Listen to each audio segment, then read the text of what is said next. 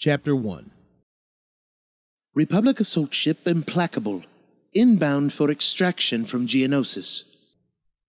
Scramble line encrypted. Stand by. Geonosis forward control to fleet support. Ord Mantell. Prepare to receive case-vac transport. Med triage team estimates serious injuries.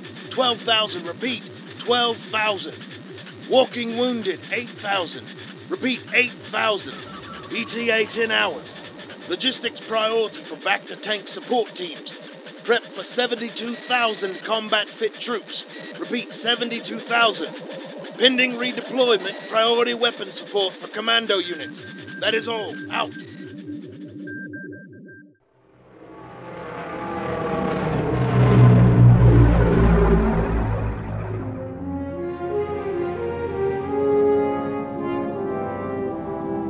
Republic Commando 1136 studied every face in line waiting to board the gunships.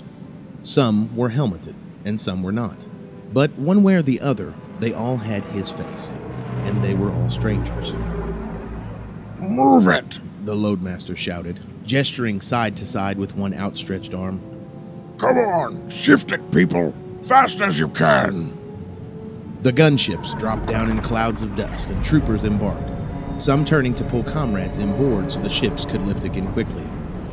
There was no reason to scramble for it. They'd done it 1,000 times in training. Extraction from a real battle was what they'd prepared for. This wasn't a retreat. They'd grabbed their first victory. The gunship's downdraft kicked the red Geonosian soil into the air. RC-1136, Darman, took off his helmet and ran his gauntlet carefully across the pale gray dome, wiping away the dust and noting a few scrapes and burn marks. The loadmaster turned to him. He was one of the very, very few outsiders whom Darman had ever seen working with the Grand Army.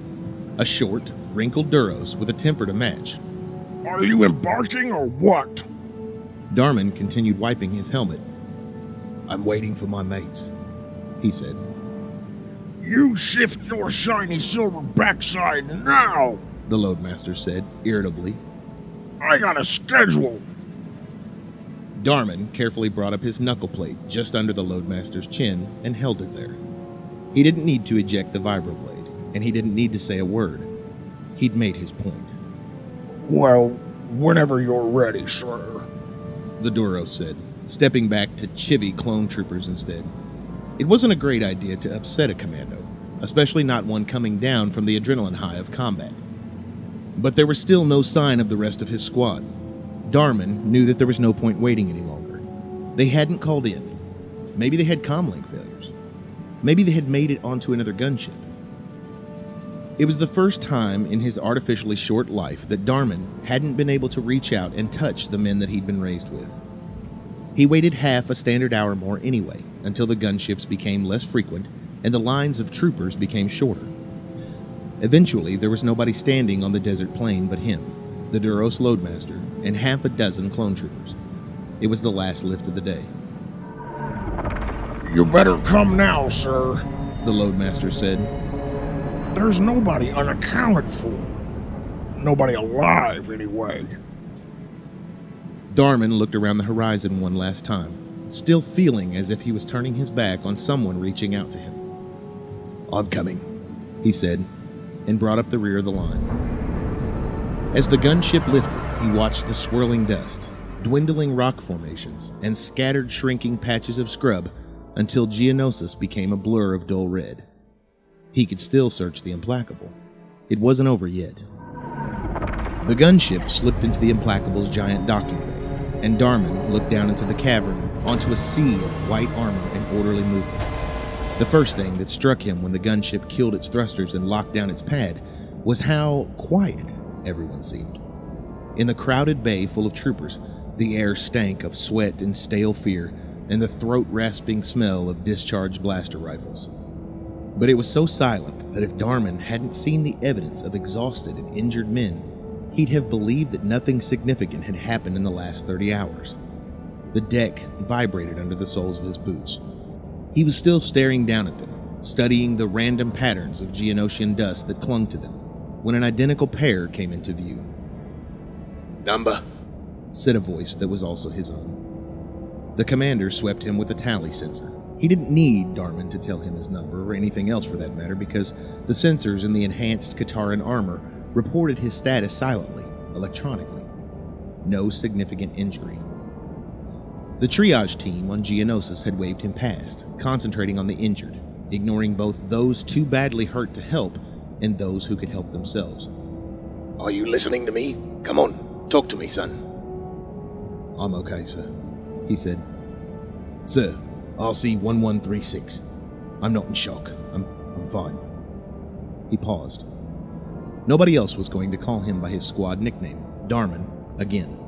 They were all dead. He knew it. Jay, Vin, Tyler. He just knew. Sir, any news of RC-1135? No, said the commander, who had obviously heard similar questions every time he stopped to check. He gestured with the small bar in his hand. If they're not in caseback or listed on this sweep, then they didn't make it. It was a stupid question to ask. Darman should have known better. Clone troopers, and especially Republic commandos, just got on with the job. That was their sole purpose, and they were lucky their training sergeant had told them, outside in the ordinary world, every being from every species in the galaxy fretted about their purpose in life, searching for meaning. A clone didn't need to. Clones knew. They had been perfected for their role, and doubt need never trouble them. Darman had never known what doubt was until now. No amount of training had prepared him for this. He found a space against the bulkhead and sat down. A clone trooper settled down next to him, squeezing into the gap and briefly clunking a shoulder plate against his. They glanced at each other. Darman rarely had any contact with the other clones. Commandos trained apart from everyone, including ARC troopers. The troopers' armor was white, lighter, less resistant. Commandos enjoyed upgraded protection, and Darman displayed no rank colors, but they both knew exactly who and what they were. Nice DC, the trooper said enviously.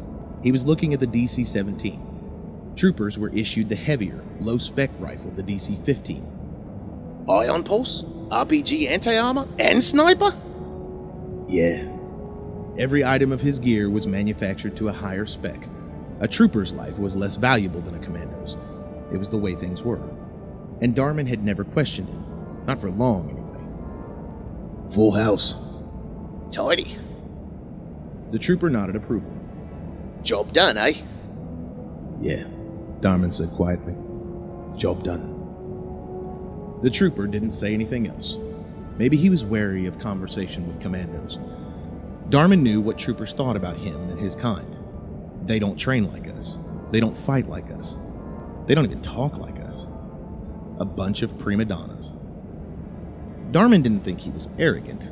It was just that he could do every job a soldier could be called upon to do, and then some. Siege assault, counterinsurgency, hostage extraction, demolitions, assassinations, surveillance, and every kind of infantry activity on any terrain and in any environment at any time.